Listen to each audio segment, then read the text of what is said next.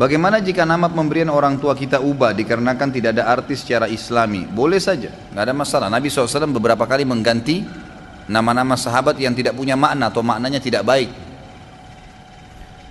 Apakah Ustadz punya referensi buku nama-nama anak yang baik? Ada, terbitan Pustaka Ibnu Umar yang pernah saya bawa itu. Mungkin kurang lebih 10.000 atau anggap paling mahal 15.000 rupiah. Judulnya nama-nama yang baik buat anak gitu. Apa benar hadis yang menceritakan Nabi Musa AS menampar malaikat maut hingga matanya buta? Hadis itu dihasankan yang saya tahu oleh sebagian ulama hadis, gitu kan? Dan bukan Nabi Musa AS memukul, gitu kan? Memukul malaikat maut itu dalam kondisi sebagai malaikat, bukan. Perlu antum tahu, memang dalam beberapa riwayat disebutkan malaikat maut ini sering mendatangi para nabi-nabi.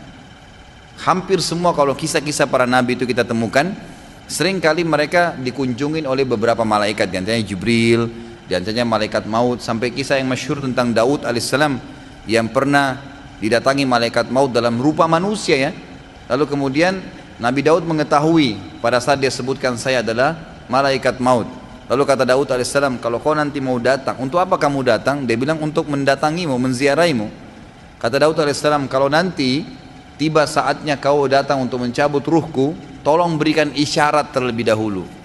Satu waktu malaikat maut ini lama nggak datang kepada Daud alaihissalam, bertahun-tahun. Waktu dia datang pada saat itu, lalu kata Daud alaihissalam, untuk apa kamu datang? Untuk mencabut ruhmu, kata malaikat maut. Kata Daud, bukankah saya sudah minta tolong diberikan isyarat? Kata malaikat maut, bukankah rambutmu sudah memutih hai Daud? Mana tetanggamu si fulan? Bukankah kulitmu sudah berkeriput? Gitu kan? Nabi SAW meninggal dalam kondisi sudah tua gitu kan? Itu isyarat. Jadi ada komunikasi antara nabi-nabi dengan, ini contoh saja. Nabi Musa AS juga kebetulan pada saat riwayat ini disebutkan, memang beliau kedatangan malaikat maut dalam bentuk manusia, dan malaikat maut dalam riwayat ini mengatakan saya akan mencabut ruhmu. Musa tidak kenal dia, langsung dipukul, gitu kan? Seperti itu. Jadi itu memang riwayat ya, dijelaskan dan diterima oleh para ulama. Memang riwayatnya dihasankan. Apa itu ibadah mahdha dan ghairu mahdha? Sebenarnya kalau ringkasnya sih, ibadah yang ditekankan, yang wajib dengan yang sunnah, yang diharuskan dikerjakan dan yang disunnahkan, dianjurkan untuk dikerjakan. Seperti itu kurang lebih ringkasnya supaya mudah difahami ya. Dasar kebenaran qala Allah dan qala Rasul. Abu Musa al-Ash'ari ketika sholat malam di rumahnya didengar oleh Rasulullah SAW oleh Rasul dan memujinya dengan memiliki suara indah. Apakah sholat tahajud dan sholat malam itu tidak disirkan atau disuarakan bacaannya? Saya tidak tahu ini. Baiklah, kalau yang dimaksud sini dari riwayat tadi Abu Musa al-Ash'ari ini cuma pertanyaan, bukan berhubungan dengan Abu Musanya, apakah sholat malam itu disirkan, dikecilkan suara atau dijaharkan, dikeraskan? Tentu saja dua-duanya boleh. Sholat sunnah dibolehkan untuk seseorang mengeraskan suara atau mengecilkan suara.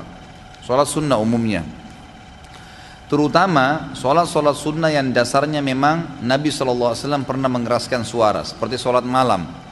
Abdullah bin Umar mengetahui bacaan Nabi SAW di sholat malam pada saat ikut sholat dari Al-Baqarah, Al-Imran sampai An-Nisa, gitu kan? Selesai, itu karena suara Nabi SAW terdengar. Nabi SAW juga pernah melewati rumah Abu Bakar lalu mendengarkan bacaan Abu Bakar, tapi kecil. Lewat depan rumah Umar, suaranya Umar besar di sholat malam.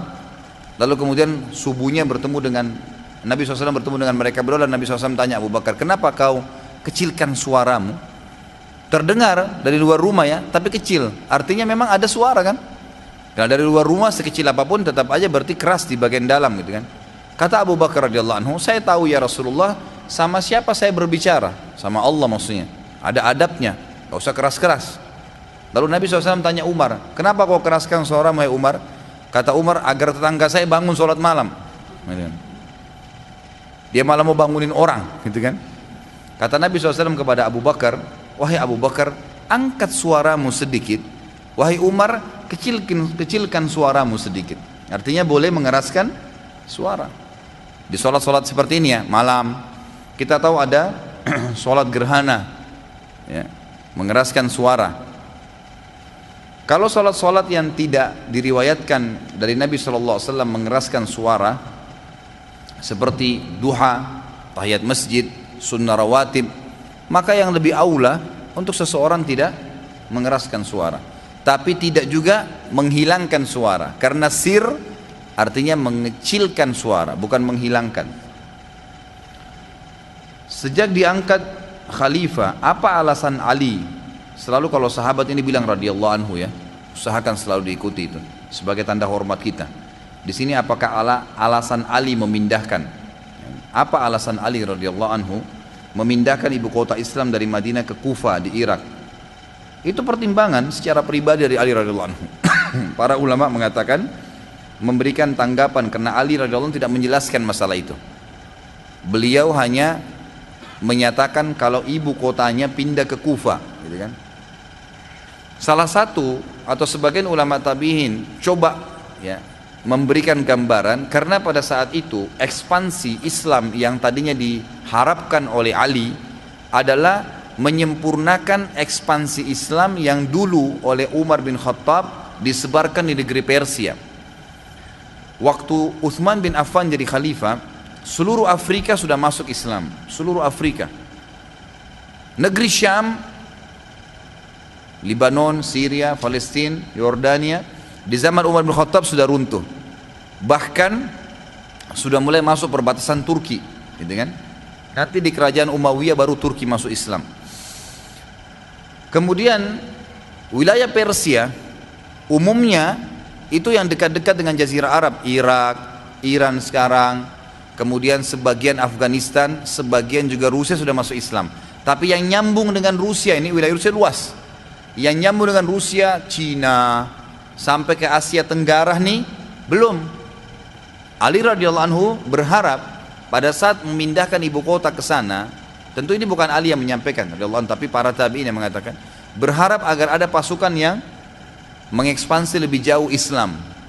Karena di zaman Utsman bin Affan radhiyallahu anhu, sebagaimana kita tahu, ada beberapa data yang saya temukan dan itu datanya valid. Kalau Asia Tenggara ini ternyata masuk Islam kebanyakan termasuk Indonesia di zaman Utsman bin Affan. Memang sudah ada utusan-utusan yang datang. Termasuk Myanmar yang sekarang lagi kacau, Burma itu ternyata dulu ada kerajaan Islam di situ. Dan itu kurang lebih baru 600 tahun yang lalu runtuh. Makanya orang-orang Buddha itu memerangi kaum muslimin sampai sekarang fatalnya ini karena memang mereka khawatir kalau kerajaan Islam berdiri kembali. Mereka nggak mau terganggu seperti itu. Siapa yang menghidupkan sunnah yang sudah mati maka dia akan mendapatkan pahala yang besar. Lalu bagaimana jika menghidupkan salah satu sunnah yang terasingkan di tengah-tengah kaum muslimin? Sunnah azannya Abu Mahdura, hayya galla salah, diganti dengan asyhadu an la ilaha illallah, syahadat lagi. Ketika hujan, hayya ghallas salah, diganti dengan sallu fi buyutikum, sallu fi buyutikum. Saya enggak tahu ini, mohon maaf. Saya enggak punya ilmu di sini dan saya tidak tahu. Mungkin saya bisa cari tahu nanti insyaallah ya. Mayoritas ulama ahli sunnah mengkafirkan Syiah, tapi mengapa negara Saudi yang berpahaman sunnah mengizinkan orang Syiah umrah dan haji? Mengapa tidak dilarang saja? Karena ternyata kekafiran mereka. Jadi yang dikafirkan oleh ahli sunnah, orang-orang Syiah ini adalah para dai-dainya yang memang sudah sampai mengikrarkan bahwasanya Quran kurang dan sahabat kafir. Kalau simpatisan, orang-orang yang tidak mengerti apa-apa, masyarakat biasa. Jadi di Iran itu sendiri banyak kayak orang-orang kita ini yang dagang-dagang kaki lima pinggir jalan, hidupnya miskin. Agamanya apa bu? Islam. Apa pak? Islam. Tapi nggak sholat, nggak tahu apa-apa, gitu kan? Bahkan pernah ada beberapa kaum muslimin ditanya di Jawa Timur lagi dagang, gitu kan? Agamanya apa? NU. Dia nggak ngerti, ya, dia nggak ngerti, subhanallah, gitu kan? Jadi karena dia nggak ngerti, ada anak-anak di pinggir jalan lagi nyanyi-nyanyi, lagi ngamen, saya lagi bawa mobil, Saya buka jendela, saya panggil, sini nak. Assalamualaikum. Dia nggak jawab. Sini, kamu tahu nggak apa yang saya ucapin tadi? Nggak tahu pak. Assalamualaikum kamu nggak tahu ya? Kamu agamanya apa? Islam pak. Ngapain? Assalamualaikum nggak tahu. Bayangkan, mungkin tidak masuk di akal kita ya, tapi ada itu di tengah-tengah masyarakat, gitu kan ada. Sampai sementara nunggu beberapa detik itu saya bilang, nak saya ajarin kamu ya, orang Islam itu mengucapkan salam. Kalau kamu mengatakan Assalamualaikum dapat 10 pahala, warahmatullah 10, wabarakatuh 10. Coba kamu ucapin, ini 2000 nih saya kasih. Diucapin sama dia saya kasih 2000. Minimal saya sudah ajarin salam, gitu kan. Kalau yang ada juga yang tahu salam, ya waalaikumsalam pak, gitu. Tahu rukun Islam nggak? Nggak tahu. Ajarin rukun Islam. Tapi ada tengah-tengah masyarakat. Nah orang seperti ini tidak dikatakan kafir, nggak ngerti. Emang tidak tahu. Tapi yang mengatakan Abu Bakar kafir, Umar kafir, wah macam-macam. Nah ini sudah jelas, kan gitu. Jadi memang tidak bisa dipukul rata semua. Ustadz, kalau uang hasil dari menjual rumah itu sedekah 2,5% ya. Kalau anak ngasih sedekah ke karyawan anak yang kurang mampu untuk beli motor karena motornya udah nggak layak pakai, itu gimana Ustadz? Sahkah?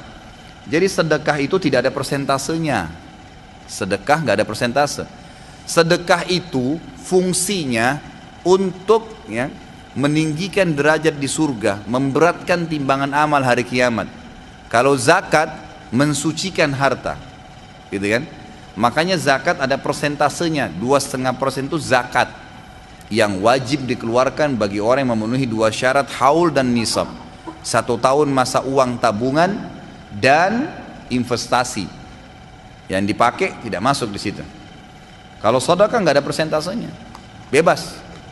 Makin banyak makin bagus, makin tinggi derajat surga, makin berat timbangan hari kiamat. Belikan motor silahkan, sah saja, tidak ada masalah. Waalaikumsalam warahmatullahi wabarakatuh. Apa perbedaan antara madhab, manhaj dan firqah?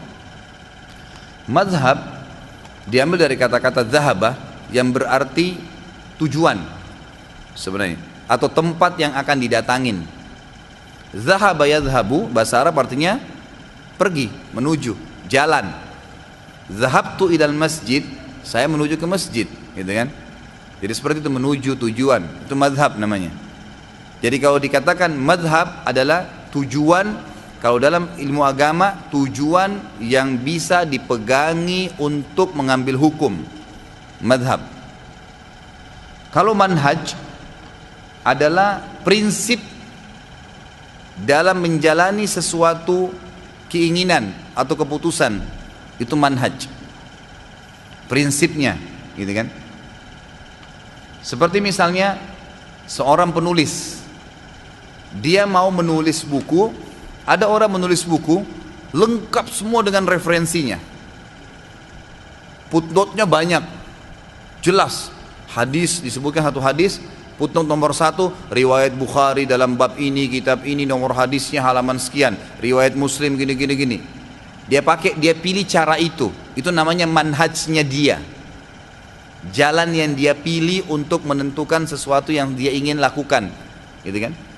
Kalau mazhab tadi tempat tujuan untuk mengambil sebuah hukum. Antum datang ke pengajian yang memang antum pilih hanya menyebutkan hadis Nabi SAW, hanya pemahaman ahli sunnah, itu namanya manhaj, gitu kan. Memilih sebuah keputusan yang merupakan prinsip kita dalam mengambil sebuah langkah.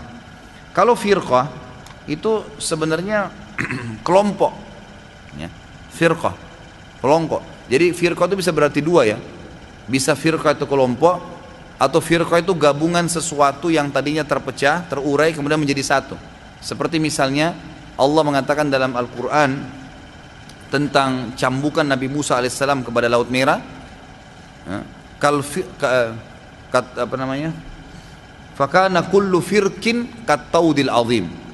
Setiap firq ini ya, adalah tadi pecahan air yang terurai kemudian bersatu lalu kemudian jadi tembok, jadi seperti tembok. Tapi kalau firqah yang dimaksud sini umumnya adalah kelompok-kelompok. Firqah dalam Islam, jamaknya firaq. Apakah istilah gulu hanya dinisbatkan pada sesuatu yang berlebihan dalam agama saja, atau bisa juga dinisbatkan berlebihan dalam perkara dunia? Enggak, agama saja. Kalau istilah gulu ya, kalau berlebihan dalam urusan dunia itu ada tabzir, mubazir. Gulu ini khusus masalah agama. Masya Allah. Ustaz Khalid, saya menanyakan bagaimana status dalam Islam apabila suatu pernikahan, ini ada gulu nggak ini? Dari pihak istri tidak disetujui oleh orang tuanya sehingga menikah dengan wali hakim. Pernikahan ini sudah berjalan kurang lebih 30 tahun dan sudah mempunyai 3 orang anak. Salah satu anaknya adalah istri saya. Bagaimana saya harus menyikapi permasalahan ini? Ini pertanyaan satu ya. Tentu saya ditelusurin kembali ya, telusurin kembali. Tentu sudah berlalu, ya, sudah berlalu ini. Tidak mungkin lagi dibahas ya, sudah berlalu. Tapi kesalahan yang sudah berlalu menurut ulama dan orang yang sedang melakukannya seperti si anak yang jadi istri anda ini, dia tidak tahu mungkin gitu kan, maka tidak berdosa. Anak yang hasil zina tidak menanggung dosa orang tuanya, yang menanggung dosa cuma orang tuanya kan gitu. Bolehkah saya menikah dengan anak hasil zina?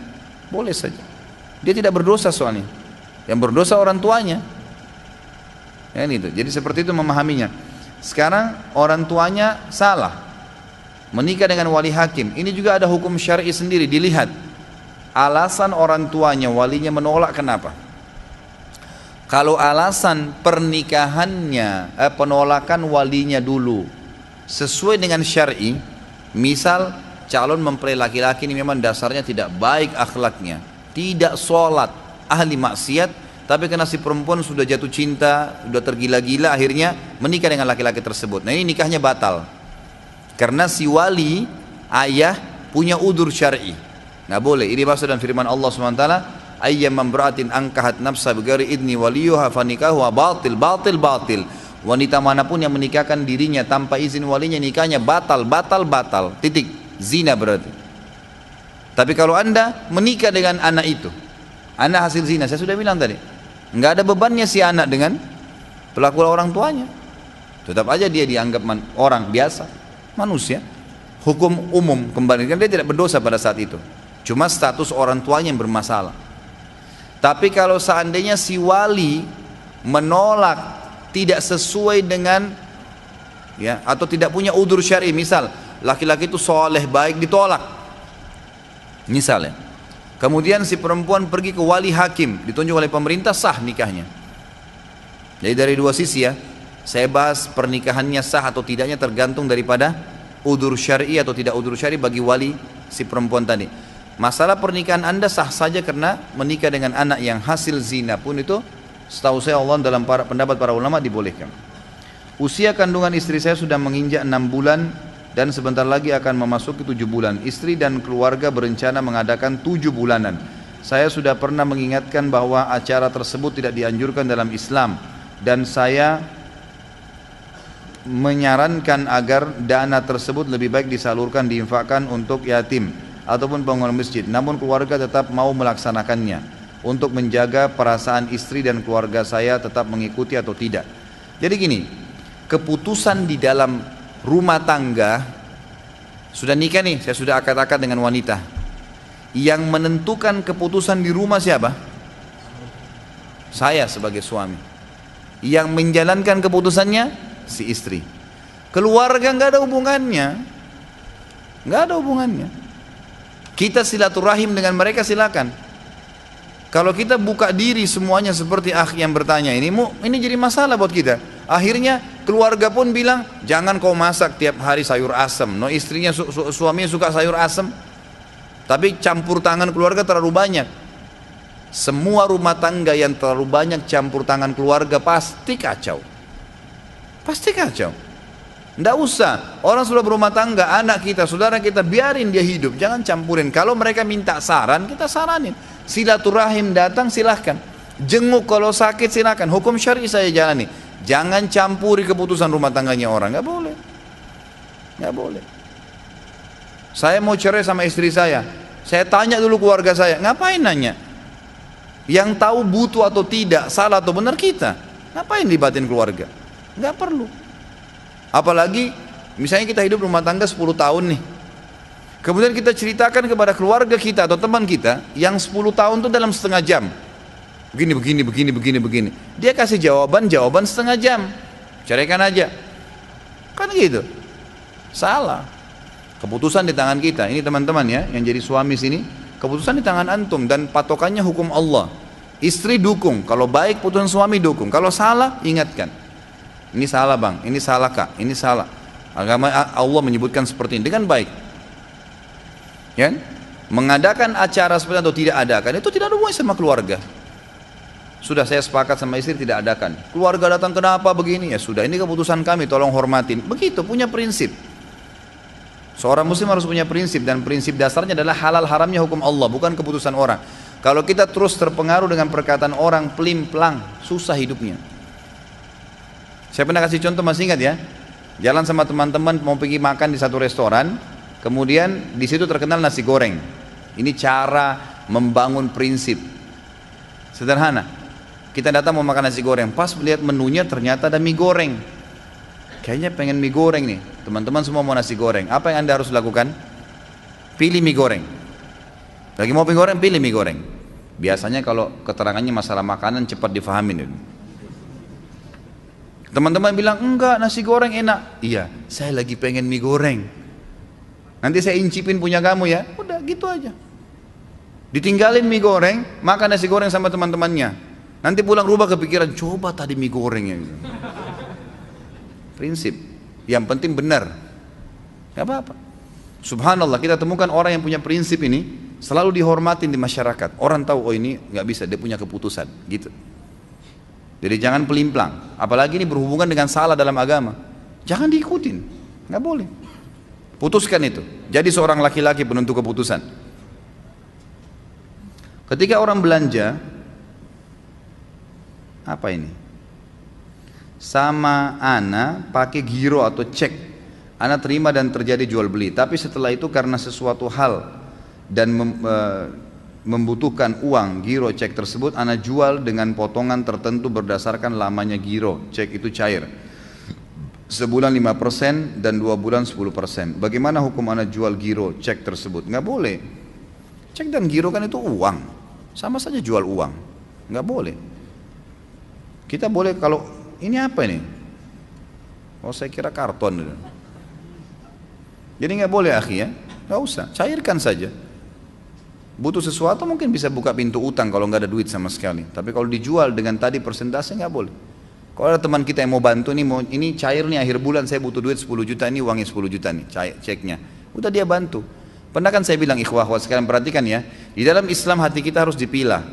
Ada pengeluaran uang di jalan Allah sifatnya jasa, tidak boleh bertambah utang dan gadai. Nggak boleh bertambah ini, jangan ditambah ini pahala, harapin pahala. Utangin orang jangan berbunga, gadai jangan membengkak, jangan orang gadain rumah, nilai rumah 100 juta kita ambil 20 juta. Begitu jatuh tempo sebulan dia nggak bisa bayar, disita rumahnya, diambil semua 100 juta. Loh, utangnya orang cuma pakai cuma 20 juta. Ini nggak boleh. Jual rumah itu kita punya hak. Ini sebulan kalau kau tidak bayar saya jual ya, dijual 100 juta.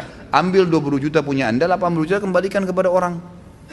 Itu memang khusus, itu urusan akhirat tuh pahala. Kalau nggak bisa jangan buka pintu utang karena bahaya, riba, gharar, bahaya.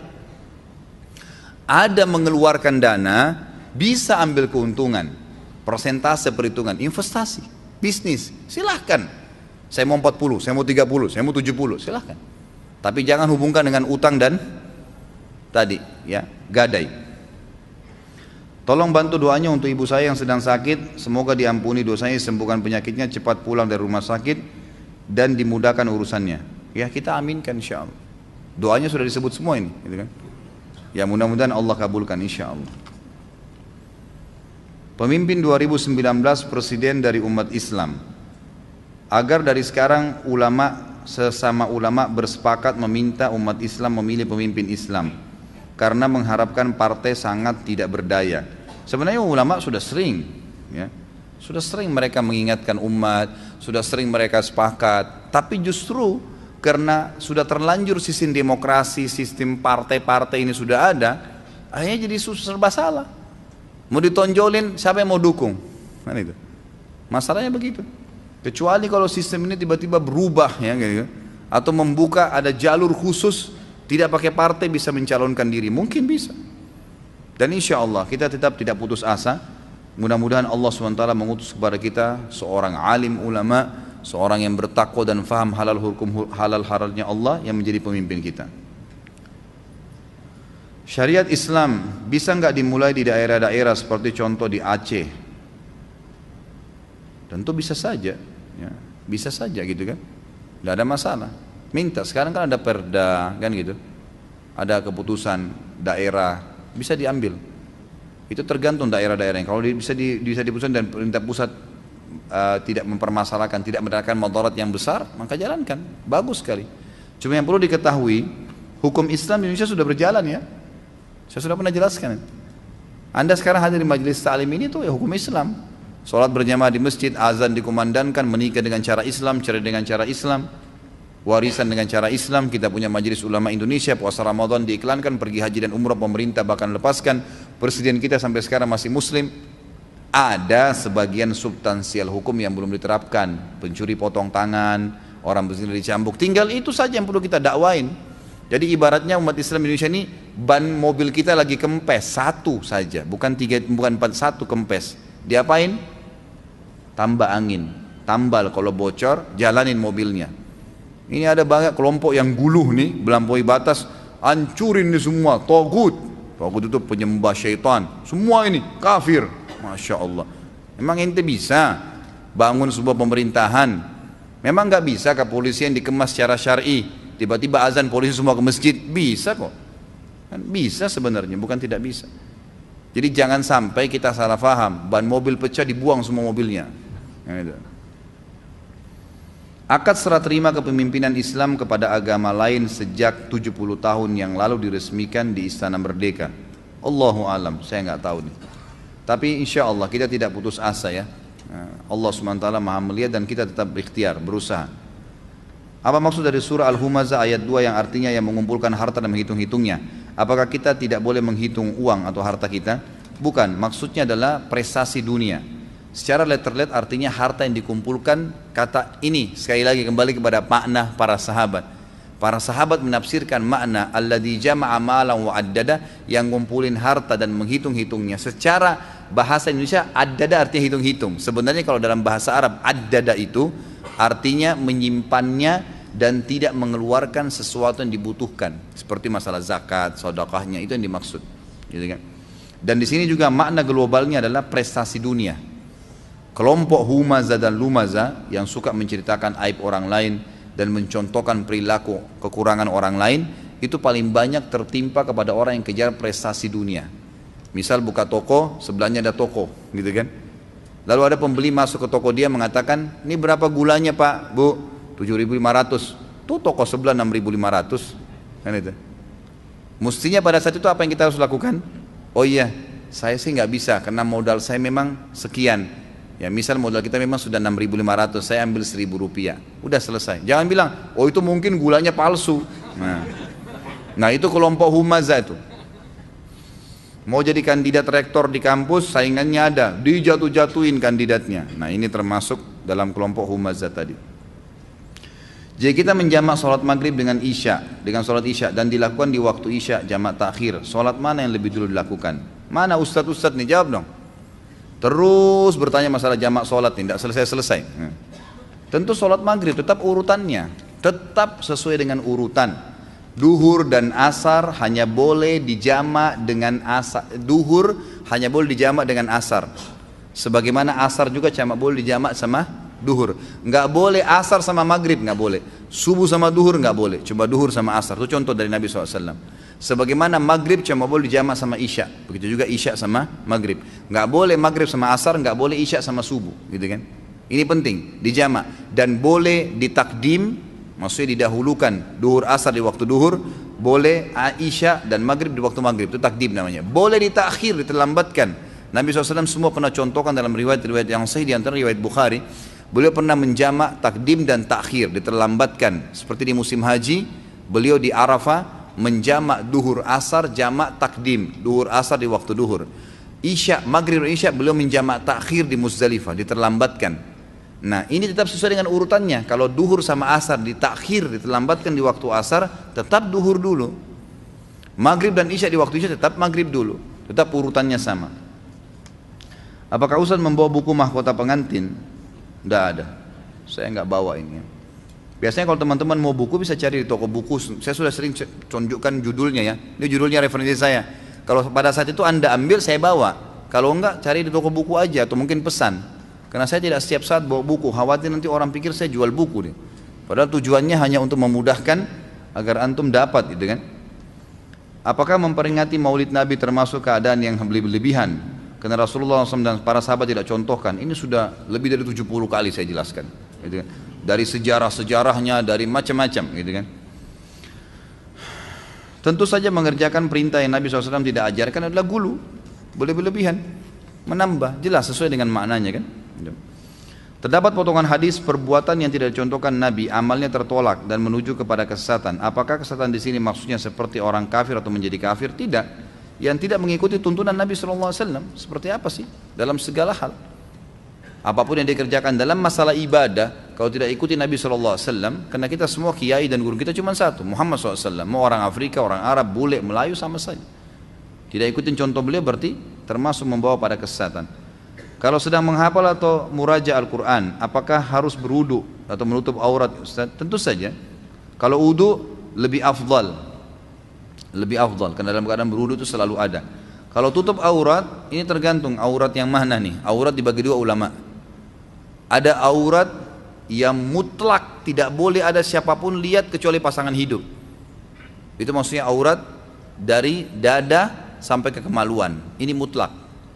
Gitu kan? Ini sudah tidak boleh secara mutlak dilihat kecuali oleh pasangan, laki-laki atau perempuan, gitu kan? Ada aurat yang boleh dilihat oleh sebagian mahram, ayah, ibu, saudara, saudari. Itu lutut ke bawah, siku ke lengan, ke tangan, siku ke tangan, leher ke atas, gitu kan? Ini semua aurat yang kedua yang boleh dilihat oleh sebagian mahram. Jadi tidak boleh kalau misalnya anak perempuan dilihat dadanya oleh ayahnya misalnya, gitu kan? Atau anak laki-laki dilihat bagian kemaluannya oleh ibunya, itu semua tidak boleh. Jadi ada batasan boleh untuk mahram. Selain ini sudah tidak boleh gitu. Nah dalam aurat yang tidak boleh dilihat kecuali oleh pasangan, ulama sepakat mengatakan tidak boleh baca Quran nih. Ya, misalnya terbuka telanjang bulat baca Quran, tidak boleh. Nanti sudah dirincikan baru faham ya. Tapi kalau aurat yang boleh dilihat oleh sebagian mahram boleh baca Quran, boleh mengulangi hafalan. Kondisinya sedang ada dalam keadaan ruangan tertutup tadi sudah ya. Boleh tidak berniat puasa yang lain selain Senin Kamis, Ayyamul Bid atau puasa Daud di bulan Sya'ban? Ini khilaf di antara ulama. Tapi saya pribadi berpegang pada pendapat bulan Sya'ban diperbanyak puasa, tapi hanya puasa yang sudah dianjurkan, Senin Kamis, Ayyamul Bid, ya kan itu. Kalau mau lakukan puasa Daud, itu dilakukan, itu lebih baik. Sekarang ini ada beberapa ayat yang ditafsirkan lain, misalnya lakum dinukum waliyadin. Mereka menafsirkan salah, yaitu lebih kepahaman sekuler. Bagaimana cara kita meluruskan pemahaman ini? Saya sudah bilang tadi, kembali kepada pemahaman sahabat. Baca tafsirnya sahabat. Sahabat bilang apa tuh lakum dinukum waliyadin? Itu kan ada sebab turunnya ya. Al-Mughirah, seorang kafir Quraisy, berkata kepada Nabi SAW, wahai Muhammad, kita negosiasi nih. Kata Nabi SAW, seperti apa? Mekah kita bagi dua aja. Sehari buat kamu, sehari buat kami. Nabi tanya lagi SAW, apa maksudmu? Dia bilang, sehari kami ikuti agamamu, kami ucapkan selamat untukmu, ya? Semua yang kamu ajarkan kami ikuti. Tapi syaratnya, hari esok kau ikuti ajaran kami, ucapkan selamat buat kami. Pokoknya jadi agama kami. Kata Nabi SAW, nggak bisa, nggak mungkin. Diam sejenak, lalu dia bilang lagi, hai Muhammad, begini aja kalau gitu. Sehari buat kami, seminggu buat kamu. Nggak bisa, kata Nabi SAW. Muhammad, sehari buat kami, sebulan buat kamu. Nggak bisa, kata Nabi SAW. Baik Muhammad, sehari buat kami, setahun buat kamu. Nggak bisa kata Nabi SAW. Terakhir Muhammad, sehari buat kami, seumur hidup buat kamu. Kalau mau dipikir-pikir ini kan bisa saja Nabi SAW sehari ikut mereka sembah berhala, ucapin ucapan-ucapan mereka, wirid-wiridnya, zikir-zikirnya, apa panggilannya. Habis itu mereka seumur hidup menyembah. Kata Nabi SAW, tidak bisa. Jibril langsung turun bawa surah Al-Kafirun. Itu sebab turunnya, gitu kan? Lakum dinukum waliyadin, semua orang kafir tidak boleh diikuti ajarannya. Jelas, itu maksudnya. Jangan ditambah lagi, ini terakhir. Apa benar ada perkataan Umar bin Khattab yang membolehkan minum sambil berdiri? Terima kasih Ustaz. Saya nggak tahu riwayat itu, tapi ada riwayat yang menyebutkan Nabi kita Muhammad SAW pernah minum berdiri. Makanya ulama hadis mengatakan minum berdiri hukumnya makruh, bukan haram.